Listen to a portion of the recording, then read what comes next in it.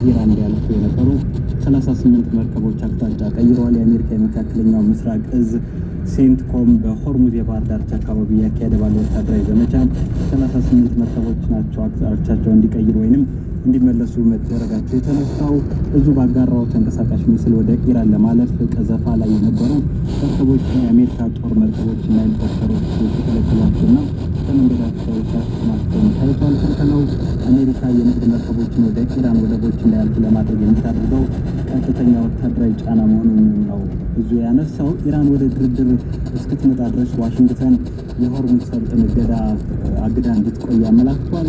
አሜሪካ በፈረንጆቹ ሚያዝያ 13 የንግድ መርከቦችን ወደ ኢራን ወደቦች እንዳያልፉ ክልከላ ያደረገች ሲሆን በፓኪስታን ኢስላማባድ የተደረገው የኢራንና አሜሪካ ድርድር አለመሳካቱን ተከትሎ ክልከላውንም አጠናክራ ቀጥላለች። በዚህ ምክንያትም የዓለም የነዳጅ ዋጋ ከቀን ወደ ቀን ጭማሪ እያሳየ በመምጣቱ ዋሽንግተን የኔቶ አባል ሀገራትን ጨምሮ ከሌሎች ሀገራት በርካታ ወቀሳ እየደረሰባት እንደሚገኙ ነው የሚነገረው።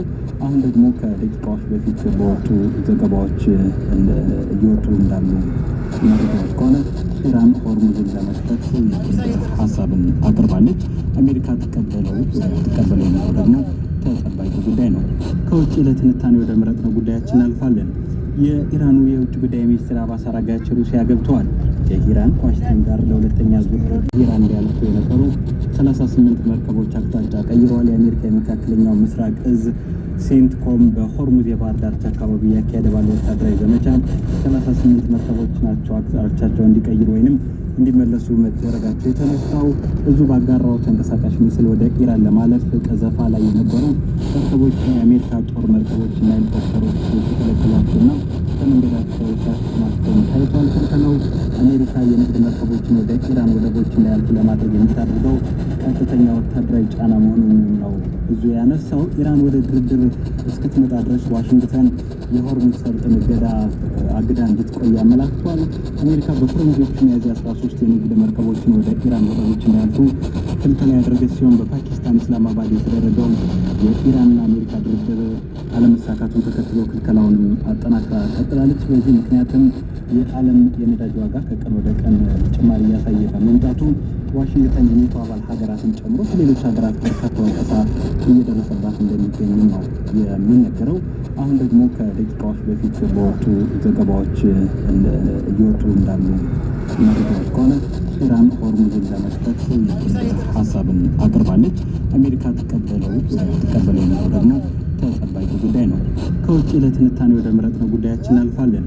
የኢራኑ የውጭ ጉዳይ ሚኒስትር አባስ አራግቺ ሩሲያ ገብተዋል። የኢራን ከዋሽንግተን ጋር ለሁለተኛ ዙር ኢራን ሊያልፉ የነበሩ 38 መርከቦች አቅጣጫ ቀይረዋል። የአሜሪካ የመካከለኛው ምስራቅ እዝ ሴንትኮም በሆርሙዝ የባህር ዳርቻ አካባቢ ያካሄደ ባለው ወታደራዊ ዘመቻ 38 መርከቦች ናቸው አቅጣጫቸውን እንዲቀይሩ ወይንም እንዲመለሱ መደረጋቸው የተነሳው እዙ ባጋራው ተንቀሳቃሽ ምስል ወደ ኢራን ለማለፍ ቀዘፋ ላይ የነበሩ መርከቦች የአሜሪካ ጦር መርከቦችና ሄሊኮፕተሮች የተከለከሏቸውና ከመንገዳቸው ሲያስቆማቸው ታይቷል። ክልከላው አሜሪካ የንግድ መርከቦችን ወደ ኢራን ወደቦች እንዳያልፉ ለማድረግ የምታደርገው ቀጥተኛ ወታደራዊ ጫና መሆኑን ነው እዙ ያነሳው። ኢራን ወደ ድርድር እስክትመጣ ድረስ ዋሽንግተን የሆርሙዝ ሰርጥን አግዳ እንድትቆይ አመላክቷል። አሜሪካ በፈረንጆቹ ሚያዝያ 13 የንግድ መርከቦችን ወደ ኢራን ወደቦች እንዳያልፉ ክልከላ ያደረገች ሲሆን በፓኪስታን ኢስላማባድ የተደረገው የኢራንና አሜሪካ ድርድር አለመሳካቱን ተከትሎ ክልከላውንም አጠናክራ ቀጥላለች። በዚህ ምክንያትም የዓለም የነዳጅ ዋጋ ከቀን ወደ ቀን ጭማሪ እያሳየ በመምጣቱ ዋሽንግተን የኔቶ አባል ሀገራትን ጨምሮ ከሌሎች ሀገራት በርካታ ወቀሳ እየደረሰባት እንደሚገኙ ነው የሚነገረው። አሁን ደግሞ ከደቂቃዎች በፊት በወጡ ዘገባዎች እየወጡ እንዳሉ መረጃዎች ከሆነ ኢራን ሆርሙዝን ለመክፈት ሀሳብን አቅርባለች። አሜሪካ ትቀበለው የሚለው ደግሞ ተጠባቂ ጉዳይ ነው። ከውጭ ለትንታኔ ወደ መረጥነው ጉዳያችን አልፋለን። የኢራኑ የውጭ ጉዳይ ሚኒስትር አባስ አራግቺ ሩሲያ ገብተዋል። የኢራን ከዋሽንግተን ጋር ለሁለተኛ ዙር